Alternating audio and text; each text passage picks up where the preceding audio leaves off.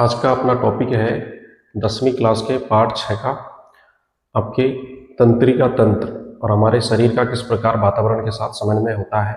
मैं कुछ शब्दों के साथ आपको इसको समझा रहा हूँ।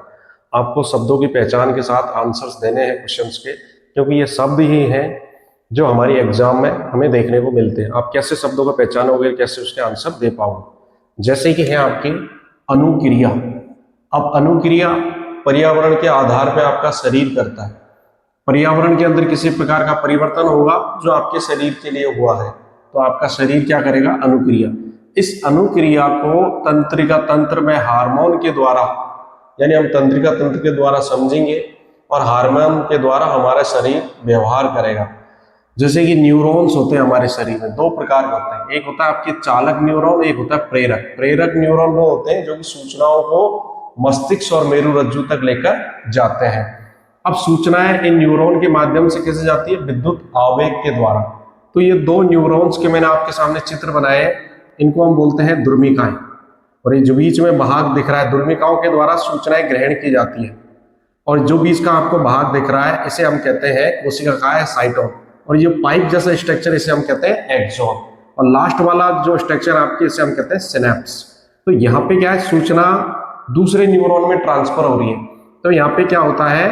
रासायनिक, एक रसायन यहाँ पे सूचना को ट्रांसफर करवाता है। फिर इससे आगे सूचना जाती है दूसरे न्यूरॉन से। ये फर्स्ट न्यूरॉन है, सेकंड। ऐसे हमारे शरीर में न्यूरॉन्स का एक नेटवर्क बना हुआ है। जिस प्रकार ये सूचनाएं लेके जा रहे हैं, उसी प्रकार ये सूचनाएं वापस लाएंगे। तो सबसे पहले सूचना द्रुमिका ने ग्रहण करी, कोशिका काय को दी।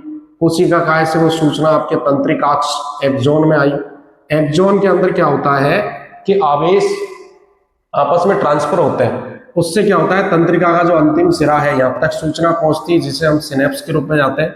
फिर एक रसायन होता है जिसका नाम होता है आपके एसिटिलीन कोलिन। इस रसायन के द्वारा ये सूचना दूसरे न्यूरॉन में ट्रांसफर कर दी जाती है। तंत्रिका पेशी संधि के द्वारा हम सूचना को ग्रहण भी कर रहे हैं और हम कार्य को कर रहे हैं।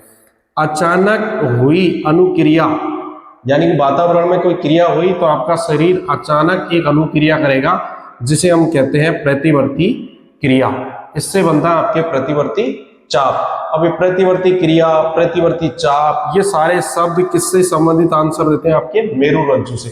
क्योंकि प्रतिवर्ती क्रियाओं के लिए जिम्मेदार कौन है? आपके मेरुरज्जु। और प्रतिवर्ती चाप भी किसके बीच में बनता है? आपके मेरुरज्जु के बीच में।